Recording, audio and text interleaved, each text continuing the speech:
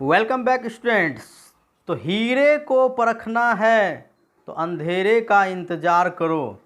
कहते हैं अगर हीरे को परखना है तो अंधेरे का इंतज़ार करो, क्योंकि धूप में तो कांच के टुकड़े भी चमकने लगते हैं। तो बिल्कुल उसी तरह आप लोग की जो तैयारी है वो हीरे की तरह है। इससे एग्ज़ाम आने की देरी है। जैसे आप एग्ज़ाम दोगे आपकी तैयारी कैसी है उसकी चमक का पता चलेगा। तो वेलकम बैक स्टूडेंट्स, आपका अपना चैनल है विद्या विहार कंप्यूटर क्लासेस। और आज फटाफट 20 सीरीज़ में एक बार फिर से नए सीरीज़ के साथ मैं हूं विजय सर। स्वागत है आप लोगों का। तो सबसे पहले जो नए लोग हैं यहाँ पर सभी को कहना चाहूँगा कि जिन लोगों ने चैनल को सब्सक्राइब नहीं किया तो सबसे पहले चैनल को सब्सक्राइब कर लीजिए और इस वीडियो को ज़रूर लाइक कीजिए और शेयर भी कीजिए, क्योंकि यहाँ पर बिल्कुल कंटिन्यू नई नई चीज़ें आप लोगों के लिए और बेहद ही इम्पोर्टेंट चीज़ आप लोगों के लिए आने जा रही है। तो आइए बढ़ते हैं फटाफट 20 के आज के मैथ के पहले सवाल में। तो स्क्रीन पर जो पहला सवाल है वो आपके बीच आ चुका है। तो यहाँ पर सवाल हम लोग देखते हैं। तो सवाल है कि दो संख्याओं का जो अनुपात है वो 3:4 है। यदि दोनों संख्याओं में से 3 घटा दिया जाए तो यह अनुपात 2:3 हो जाता है। तो संख्याओं का योगफल ज्ञात करना है। तो सबसे पहले स्टूडेंट्स यहाँ पर आपको देखना है कि जो अनुपात पहले था वो आपके 3:4 थे और ये अनुपात 2:3 हो गया। अगर आप स्टूडेंट्स यहाँ पर देखेंगे तो ये जो अनुपात 3 था वो 3 से घटकर 2 हो गया और ये 4 से घटकर 3 हो गया। यानी दोनों की जो डिफरेंस है वो इक्वल है। तो ये 3 से 2 होने के लिए यहाँ पर कितने घटाए गए हैं? 3 घटाए गए हैं। तो यहाँ जो 1 की वैल्यू है वो 3 के बराबर है। तो यानी कि 3 की वैल्यू 9 हो जाएगी। तो यहाँ संख्याओं का योगफल ज्ञात करना है। तो 4 3 7, तो 3 × 7 योगफल आपके हो जाएंगे 21। ऑप्शन नंबर सी हो गए बिल्कुल सही जवाब, यानी कि संख्याओं का योगफल हो जाएंगे 21। बढ़ते हैं नेक्स्ट क्वेश्चन की ओर। नेक्स्ट क्वेश्चन स्टूडेंट्स, यहाँ पर एक वस्तु को 2% और 10% लाभ में बेचने पर विक्रय मूल्य में 3 रुपये का अंतर है। तो दोनों विक्रय मूल्य का अनुपात क्या होगा? तो यहाँ पर अगर हम बात करें 2% लाभ पर बेचने की, तो 2% लाभ पर जो आपके विक्रय मूल्य होंगे वो 102 हो जाएंगे और 10% पर विक्रय मूल्य 110 हो जाएंगे। चूँकि एक ही वस्तु है इसलिए यहाँ पर अगर हम इसे कटा लें तो आपके 51:55, यानी कि जो विक्रय मूल्य का अनुपात है वो 51:55। ऑप्शन नंबर ए हो जाएंगे बिल्कुल ही सही जवाब। बढ़ते हैं नेक्स्ट क्वेश्चन की ओर। तो यहाँ पर अगला सवाल आपके बीच है, मेट्रो स्टेशन के ठहराव को छोड़कर मेट्रो ट्रेन की जो चाल है वो 60 किलोमीटर प्रति घंटा है और स्टेशन के ठहराव सहित ये 48 किलोमीटर प्रति घंटा है। तो मेट्रो ट्रेन प्रत्येक घंटे में कितने मिनट रुकती है? तो सीधी सी बात है स्टूडेंट्स, यहाँ पर आप गौर करेंगे कि ठहराव को छोड़कर मेट्रो ट्रेन की चाल 60 किलोमीटर प्रति घंटा है। तो यहाँ पर अगर मैं आपसे कहूँ कि वो ट्रेन अगर 1 घंटे में बिल्कुल नहीं रुकेगी तो वो कितने दूर जाएगी? वो 60 किलोमीटर जाएगी। लेकिन वो रुकने के कारण 1 घंटे में कितने दूर जा पाई? 48 किलोमीटर जा पाई। यानी कि वह अपने जो है 12 किलोमीटर वो नहीं जा सकी। तो ये 12 किलोमीटर उसका एक्चुअल स्पीड तो 60 किलोमीटर प्रति घंटा है। तो 60 के स्पीड से उसे 12 किलोमीटर जाने में कितने समय लगेंगे? तो समय बराबर दूरी बट्टे 4। ये 12 किलोमीटर जाने में उससे आपके लग जाएंगे, इसको अगर हम लोग मिनट में बदल दें तो घंटा हो गया, यानी कि 12 मिनट लग जाएंगे। ये 12 मिनट इसका मतलब ये ट्रेन नहीं चली। तो ये अब नेक्स्ट क्वेश्चन स्टूडेंट्स आपके बीच है, यहाँ पर निम्नलिखित में इकाई का अंक ज्ञात करना है। तो यहाँ पर जो आपके लिए सवाल है आप यहाँ देख रहे हैं, निम्नलिखित में इकाई का अंक ज्ञात करना है और यहाँ पर आपके जो अंक है आपके यहाँ 1234, यहाँ पर स्टूडेंट्स ये पावर है, ये 1234 पर पावर 102 है और प्लस आपके 1234 पर पावर 103 है तो इसके इकाई अंक हमें ज्ञात कर दें। तो जब भी स्टूडेंट्स ऐसी आपकी अगर नज़र आए इस तरह से, तो आप यहाँ पर देखेंगे कि इसकी जब भी हम लोग पावर के इकाई अंक की गणना करते हैं तो पावर का इकाई अंक जो होता है हम लोग पावर को 4 से डिवाइड करके जो शेष बचते हैं उसी शेष से पावर की गणना कर लेते हैं। मान लीजिए अगर पावर यहाँ 102 है, 102 में हम लोग 4 से भाग देंगे तो 2 शेष होंगे। तो यहाँ पर हम लोग 102 को सिर्फ 2 पावर मानकर जो इकाई आएगी वो ही आपके 102 पावर की भी इकाई होती है। तो उसी प्रकार अगर 103 है तो भाग देने पर आपके यहाँ पर 3 हो जाएगी। तो अगर 4 पर पावर 2 होंगे तो यहाँ पर जो इकाई स्थान होगा वो 6 हो जाएगा, और 4 पर पावर अगर 3 होगी तो 64, तो इकाई अंक 4 होगा। फिर आप फाइनली जब इसे ऐड कर देंगे तो 6 4 10, तो इकाई अंक 0 हो जाएगी, यानी ऑप्शन नंबर सी हो जाएंगे इसके बिल्कुल ही सही जवाब। उम्मीद है कि आप लोग को समझ में आया होगा। बढ़ते हैं नेक्स्ट क्वेश्चन की ओर। अगला क्वेश्चन स्टूडेंट्स, कोसेक 60 डिग्री की वैल्यू फाइंड करनी है। तो ये तो यहाँ पर आपको बनाने की ज़रूरत नहीं है, आप कोसेक 60 डिग्री की वैल्यू डायरेक्ट पुट कर सकते हो। तो साइन 60 डिग्री की जो वैल्यू होती है √3/2, तो कोसेक 60 डिग्री की जो वैल्यू होगी वो 2/√3 हो जाएगी। बढ़ते हैं नेक्स्ट क्वेश्चन की ओर।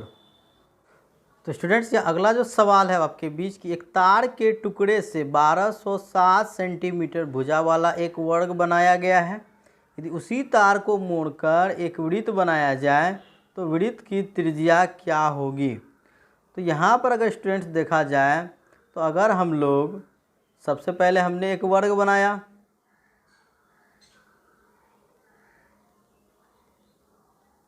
और इस वर्ग की जो भुजा है वो 1207 सेंटीमीटर दी गई है। इसका मतलब एक तार से हमने बनाया तो ये जो तार की लंबाई हम लोग पहले ज्ञात कर लेंगे, यानी कि जो तार की लंबाई है वो आपके वर्ग के परिमाप के बराबर होगी। तो वर्ग का परिमाप 4 गुना भुजा, तो 4 से मल्टीप्लाई करेंगे तो ये आपके हो जाएंगे 4828 सेंटीमीटर। और ये जो अब अगर इसे हम वृत्त बना देते हैं इसी तार से, तो जो वृत्त की परिधि होगी यानी तार की लंबाई 2πr हो जाएगी। तो 2πr आपके हो जाएंगे 4828। तो अगर हम यहाँ पर r की वैल्यू फाइंड करेंगे तो r इक्वल टू आपके हो जाएंगे 4828 गुना जो पाई इधर आएगी तो 22/7, तो इस तरफ 7/22 हो जाएगी, और इधर 2 इस तरफ 1/2 हो जाएगी। तो यहाँ से अगर हम इसे 11 से घटा दें तो 11 दूनी 22, तो यहाँ लगभग कट जाएगा। 11 चौके 44, 4 बचेंगे 42, तो 11 तिया 33, 9 है तो 98, 11 नमा 99 अप्रोक्स आ गए। यानी कि आपके जो है ये 440 अप्रोक्स मान सकते हैं। तो अगर हम इसे 2 दूनी 4 तो 440, यानी कि 1100 आपके 110 चौके 440, तो 110 सेंटीमीटर। चूँकि यहाँ ऑप्शन में नहीं है तो ऑप्शन आपके यहाँ पर 110 सेंटीमीटर यहाँ पर होने चाहिए थे। 110 सेंटीमीटर इस सवाल के हो जाएंगे बिल्कुल ही सही जवाब। 110 सेंटीमीटर अप्रॉक्सीमेटली होगी, क्योंकि यहाँ तो पूरी तरह से ये कट नहीं रहा है, इसलिए 110 मानेंगे। बढ़ते हैं नेक्स्ट क्वेश्चन की ओर। अगला क्वेश्चन यहाँ पर स्टूडेंट्स आपको दिया हुआ है, आपके दो संख्याओं का जो अनुपात है वो 3:7 दिया हुआ है, और उसका मौसोपो भी दे दिया गया है। उसका मौसोपो जो है वो स्टूडेंट्स आपके 18 है, यानी HCF। तो आपको यहाँ पर LCM निकालना है। तो जब भी स्टूडेंट इस तरह की सवाल होगी, अगर आपको अनुपात और मौसो दी गई है और आपसे LCM निकालने के लिए कहा जाए, तो यहाँ पर स्टूडेंट्स डायरेक्टली आप LCM जब भी निकालोगे तो 3 गुना जो अनुपात है उसकी मल्टीप्लिकेशन और इनटू जो HCF है उसको भी मल्टीप्लाई एक साथ कर देंगे। तो ये आपके डायरेक्टली तौर पर आपके सीधा LCM फाइंड हो जाते हैं। ये हमेशा आपका इस रूल को याद रख लेना स्टूडेंट्स, ये हमेशा आपको काम आने वाला है। तो 18 × 54 हो जाएंगे, 7 × 28 का 8 हो जाएगा। तो यहाँ चूँकि ऑप्शन एक ही ऑप्शन में यहाँ 8 है, तो इसलिए आपके यहाँ पर 378 ऑप्शन हो जाएंगे बिल्कुल ही सही, यानी कि LCM जो होगा वो 378 हो जाएगा। बढ़ते हैं नेक्स्ट क्वेश्चन की ओर स्टूडेंट्स। तो अगला सवाल अब यहाँ पर निम्नलिखित बंटन की माध्यिका क्या है। तो यहाँ पर माध्यिका फाइंड करना है। तो स्टूडेंट सबसे पहले आपको ये मालूम होना चाहिए कि जब भी हम माध्यिका निकालेंगे तो माध्यिका निकालने के लिए हमें दी गए आंकड़ों को या तो असेंडिंग या डिसेंडिंग, बढ़ते या घटते क्रम में पहले सजाना होगा, और बढ़ते या घटते क्रम में सजाने के बाद जो ठीक मध्य में होगा वो आपके हो जाती है माध्यिका। तो यहाँ पर हम लोग सबसे पहले देखेंगे तो टोटल यहाँ पर काउंट कर ले कितनी यहाँ पर संख्या दी गई है। तो आप देखेंगे 1 2 आपके यहाँ 1 2 3 4 5 6 7 8 9 10 11 12 13 14 15 दी गई है।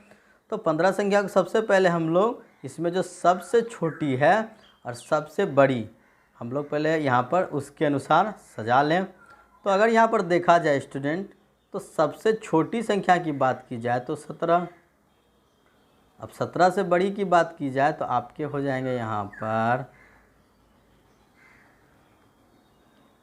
18, 17 के बाद 18, 18 के बाद स्टूडेंट्स आपके 17 18 और उसके बाद 24, फिर आपके हो जाएंगे 25, 25 के बाद स्टूडेंट हो जाएंगे आपके तो 17 हो गए, 18 हो गए, 24 हो गए, 25 हो गए। अब इसके बाद अगर हम ध्यान दें तो एक आपको 27 नज़र आ रहा है स्टूडेंट, तो 27 ले लेते हैं। और इसके बाद आपके 27 के बाद आपके हो जाएंगे 29, 29 के बाद अगर हम नज़र दोहराए स्टूडेंट्स तो 29 से ठीक बड़ी यहाँ पर हमें नज़र अब आ रही है तो 42 ही नज़र आ रही है। अब स्टूडेंट्स एक बात मैं आपको कहूँगा यहाँ पर सोचने की बात है, अगर आपके पास टोटली 15 संख्या है तो ठीक बीच में कौन होगी, 7 7 दोनों साइड से छोड़ दे तो ठीक बीच में 8वीं संख्या आएगी। तो यहाँ पर हम काउंट कर ले 1 2 3 4 5 6 7। अब चूँकि 42 आपके 2 बार है स्टूडेंट्स तो 8वां भी जो नंबर होगा वो आपके 42 ही होगा, इसलिए जो 42 है वो आपके माध्यिका हो जाएंगे स्टूडेंट्स। ये हो जाएगा बिल्कुल सही जवाब। उम्मीद आपको समझ में आ गया होगा, क्योंकि आप बढ़ते क्रम में इसे सजा रहे हैं तो बढ़ते क्रम में सज रहा है तो जो बाद में 7 नंबर आएगी और जो पहले के 7 नंबर है ठीक उसके बीच में आएगी माध्यिका। बढ़ते हैं नेक्स्ट क्वेश्चन की ओर।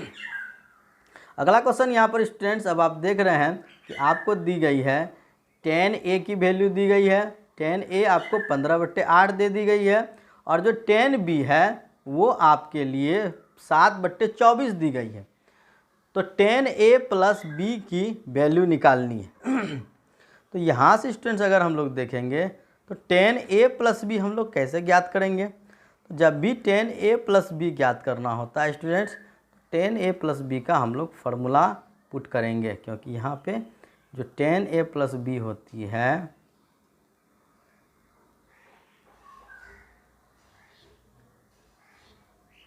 तो 10a प्लस b का फार्मूला हो जाता है स्टूडेंट्स 210a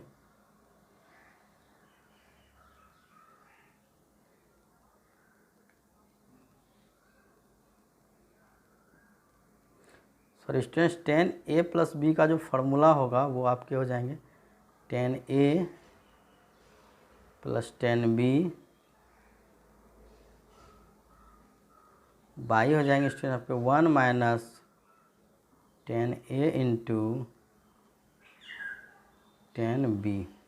तो यहाँ पर आपके 10a और 10b की तो वैल्यू दी गई है। तो 10a के वैल्यू की अगर बात करें तो 10a आपके हो गए 15/8,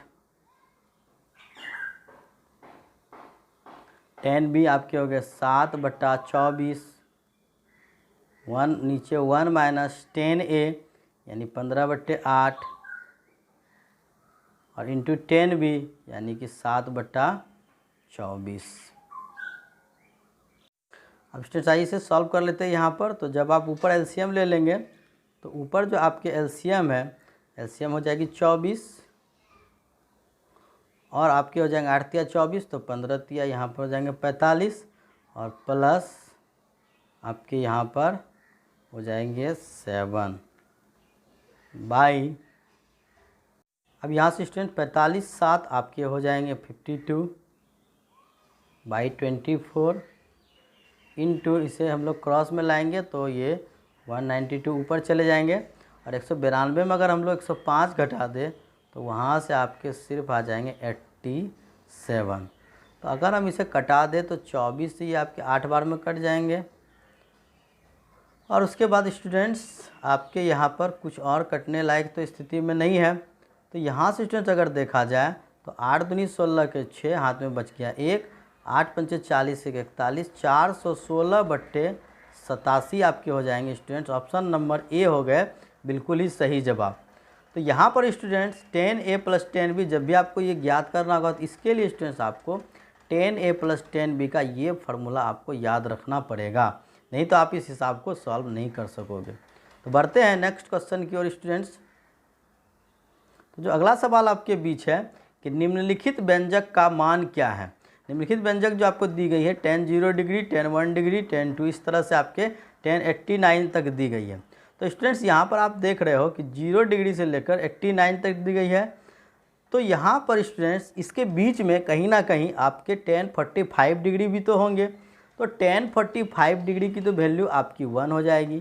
जो 10 45 डिग्री होते हैं स्टूडेंट्स, तो 10 45 डिग्री की वैल्यू क्या हो जाती है, 1 हो जाती है। यानी कि 1 से मल्टीप्लाई होने पर तो वैल्यू उसकी सेम हो जाएगी। अब जो भी निकलेगा, तो यहाँ से अब आपके बच गए 89 में से हमने 10 45 को वहाँ से डिस्प्लेस कर दिया। अब आपके बच जाते हैं 88 नंबर्स। तो यहाँ पर स्टूडेंट्स आपको अगर पता होना चाहिए कि जब भी अगर आपके 10A × 10B = 1 होते हैं, लेकिन कब, जब आपके A + B = हो जाए 90 डिग्री। जब भी आपके A + B 90 डिग्री होगी तो आपके यहाँ पर उसकी 10A × 10B की वैल्यू 1 हो जाएगी। तो अगर हम यहाँ देखें स्टूडेंट्स तो 10 1 डिग्री और 10 89 डिग्री, तो A + B यहाँ कितने हो गए, 90 हो गए। तो 10 1 × 10 89 ये दोनों मिलकर 1 हो जाएगी। इसी तरह से 2 और 88 ये भी 1 हो जाएगी। तो सभी जोड़े में वैल्यू 1, इस तरह से आपके 44 बार 1 इस तरह से आ जाएगी। तो 1 × 1 × वैल्यू, ये फाइनली वैल्यू क्या हो जाएगी स्टूडेंट, इसकी आंसर हो जाएगी 1। ऑप्शन नंबर बी हो गए बिल्कुल सही जवाब। बढ़ते हैं नेक्स्ट क्वेश्चन की ओर। तो अगला स्टूडेंट्स जो सवाल है, आपके एक वस्तु को 4% और 12% के लाभ पर बेचने से जो विक्रय मूल्य का अंतर है वो आपके हैं 3 है। तो दोनों विक्रय मूल्यों का अनुपात ज्ञात करना है।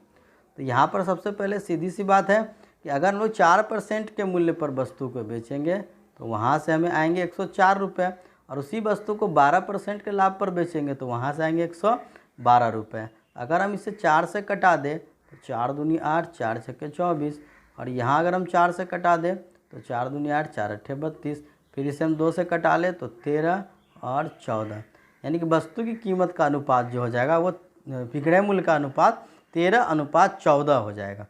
तो बढ़ते हैं फिर से नेक्स्ट क्वेश्चन की ओर। अगला यहाँ पर क्वेश्चन है स्टूडेंट्स, एक समकोण त्रिभुज में सबसे लंबी मध्यम भुजा से 1 सेमी बड़ी तथा मध्यम भुजा सबसे छोटी भुजा से 49 सेमी बड़ी सबसे छोटी भुजा की लंबाई ज्ञात करनी है।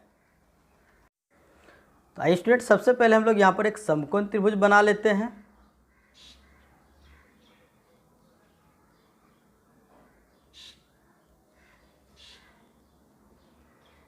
अब अगर स्टूडेंट्स यहाँ पर बात की जाए तो यहाँ पर कहा जा रहा है कि जो सबसे लंबी है वो मध्यम भुजा से 1 सेमी बड़ी, और मध्यम भुजा जो है वो सबसे छोटी भुजा से 49 सेमी बड़ी है स्टूडेंट्स। तो यहाँ पर हम लोग सबसे पहले क्या करेंगे कि मानकर चलो सबसे छोटी भुजा अगर x हमने मान लिया, तो जो आपके मध्यम भुजा है वो छोटी भुजा से 49 सेमी बड़ी है, यानी ये आपके x + 49 हो जाएंगे। और जो सबसे लंबी भुजा यानी कर्ण जो है वो मध्यम भुजा से 1 सेमी बड़ी, यानी ये x + आपके 50 हो जाएंगे। तो अब स्टूडेंट्स अगर बात की जाए यहाँ पर, तो सबसे छोटी भुजा की जो लंबाई है वो हमें x की वैल्यू फाइंड करनी है। तो चूँकि x इन्हीं चारों में से तो एक होगा स्टूडेंट्स, तो अगर हम लोग मान कर चलो x की वैल्यू को अगर हम लोग 11 मान लें, यानी कि जो सबसे छोटी भुजा है अगर वो 11 हो जाती है, तो यहाँ से स्टूडेंट्स क्या होगा, इसे अगर 11 मान ले तो ये आपके 11 और 49 60 हो जाएंगे, और ये 11 और 50 61 हो जाएंगे। तो यहाँ पर आपके ट्राइप्लेट्स बन रही है। 11 का स्क्वायर और 60 का स्क्वायर मिलके 61 का स्क्वायर हो जाता है। तो बिल्कुल ये फिट आ गया। इसका मतलब जो सबसे छोटी भुजा की लंबाई है वो 11 सेंटीमीटर ही होगी। तो बढ़ते हैं नेक्स्ट क्वेश्चन की ओर। तो यहाँ पर स्टूडेंट्स अब आपको गणना करना है 6660 डिवाइड 148 माइनस 47। तो यहाँ पर बोर्ड मास के नियम से जब भी इसे सॉल्व करेंगे तो सबसे पहले जो 6660 है स्टूडेंट्स, उसमें हम लोग सबसे पहले 148 से डिवाइड कर देंगे। उसके बाद जो भी आपके भागफल आएगा उसमें हम लोग माइनस 47 करेंगे। तो चलिए हम लोग सबसे पहले इसे कटा ले अगर, तो 4 तिया 12 और 4 सत्ते 28, और ये आपके कट जाएंगे 16 चौके 64 और आपके हो गए यहाँ पर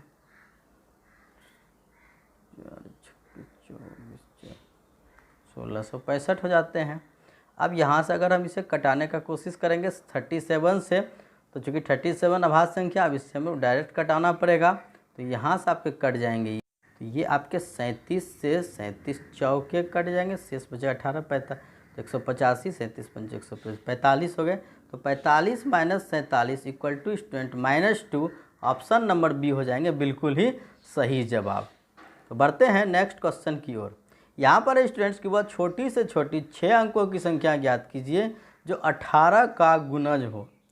तो 6 अंकों की जो सबसे छोटी संख्या होती है स्टूडेंट्स, वो तो आपको पता है कि 6 अंकों की सबसे छोटी संख्या जो होती है वो आपकी कितने हो जाती है, 1 और 50, यानी कि 6 अंकों की सबसे छोटी संख्या 1 लाख होती है।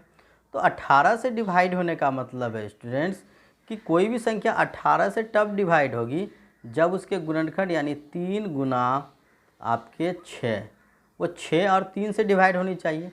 तो 3 से डिवाइड होने के लिए सबसे पहले तभी 3 से डिवाइड होगी जब उसके अंकों का योगफल 3 से डिवाइड होना चाहिए। यानी कि जो 6 अंकों की सबसे छोटी संख्या वो 1 लाख के करीब ही देखना है।